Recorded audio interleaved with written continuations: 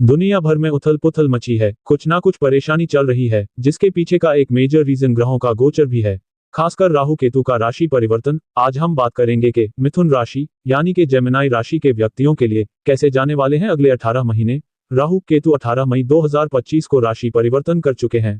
पूरे 18 महीनों के बाद राहु देव मीन राशि से निकलकर यानी कि आपके दशम भाव से निकलकर कुंभ राशि में प्रवेश कर चुके हैं, आपके नवम भाव में प्रवेश कर चुके हैं। वहीं केतु देव कन्या राशि से निकलकर यानी कि आपके चौथे भाव से निकलकर सिंह राशि में प्रवेश कर चुके हैं, आपके तीसरे भाव में प्रवेश कर चुके हैं। राहु केतु का राशि परिवर्तन बहुत महत्वपूर्ण होता है, क्योंकि पूरे 18 महीनों के बाद दोनों राशि परिवर्तन करते हैं और पूरे 18 महीने यहीं रहते हैं और इसी के अनुसार आपको फल भी प्रदान करते हैं। इसके साथ साथ मंगल देव इस समय केतु देव के साथ बैठकर दुनिया भर में परेशानी क्रिएट कर रहे हैं। 28 जुलाई तक मंगल देव केतु देव के साथ ही रहेंगे और दुर्घटना के चांसेस बने रहेंगे। इस समय न केवल मिथुन राशि को बल्कि सभी को ध्यान रखना है, संभल कर रहना है और हनुमान चालीसा का पाठ प्रतिदिन अवश्य करना है।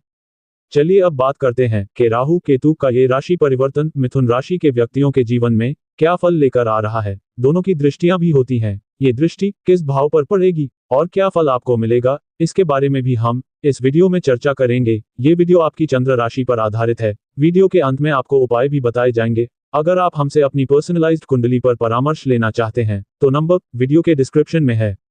इस साल शनि देव ने भी परिवर्तन किया है, गुरुदेव ने भी परिवर्तन किया है और राहु केतु ने भी परिवर्तन कर लिया है, इसलिए 2025 एक बहुत ही महत्वपूर्ण साल है।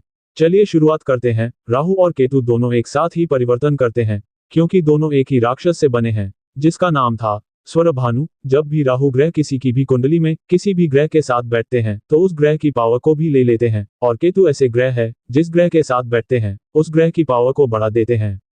राहु कूटनीति है, रणनीति है, हार्ड वर्क नहीं है, स्मार्ट वर्क है। यदि हम AI की बात करें, सोशल मीडिया की बात करें, ऑनलाइन चीजों की बात करें, तो ये सब कुछ राहु है। राहु भ्रम है, राहु इल्यूजन क्रिएट करता है। कभी कभी हम कुछ चीजों के बारे में बहुत अधिक सोचते हैं, लेकिन वास्तव में ऐसी चीजें एग्जिस्ट ही नहीं करती है। राहु देव हमेशा उल्टी चाल चलते हैं, रेट्रोग्रेड रहते हैं। पहले आपके दशम भाव में थे और अब आपके नवम भाव में आ गए हैं।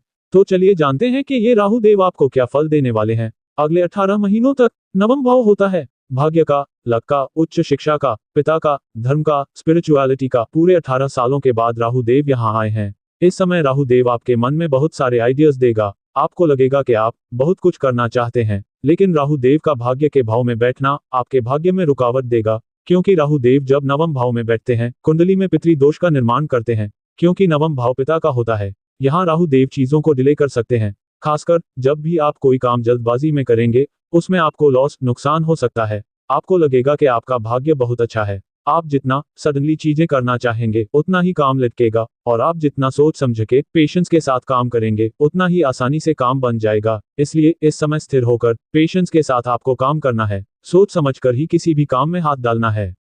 इस समय आप न्यू टेक्नोलॉजी के बारे में सीख सकते हैं। राहु देव इस समय आपके पहले भाव पर दृष्टि डाल रहे हैं, आपके चंद्रमा के ऊपर दृष्टि डाल रहे हैं, तो जल्दबाजी तो आपके अंदर रहेगी जिस पर आपको कंट्रोल रखना है।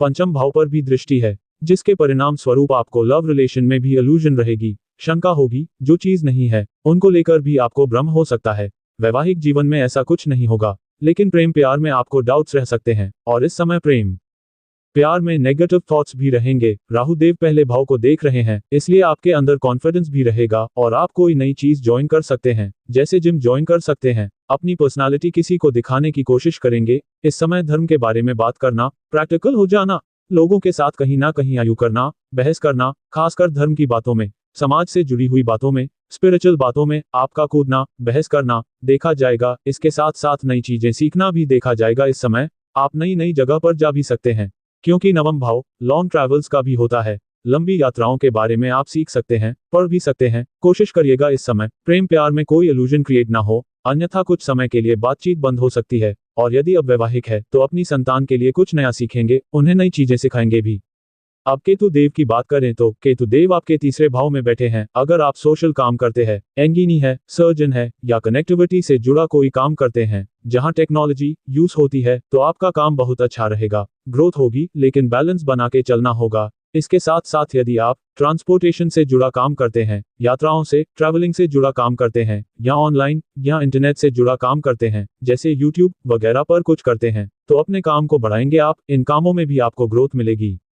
और इस समय अगर कोई आपके बारे में कुछ बुरा भला बोल रहा है तो आपको उस पर बिल्कुल भी ध्यान नहीं देना है। आपको केवल खुद पर ध्यान देना है। किसकी सुननी नहीं है, किसके साथ बहस नहीं करनी, खासकर पिता के साथ तो बिल्कुल नहीं। और जैसे कि आपको पहले भी बताया कि आपको जल्दबाजी में कोई काम नहीं करना, कोई डिसीजन नहीं लेना, पेशेंस से ही कर काम करना है, तो राहु केतु आपको अच्छा फल देंगे।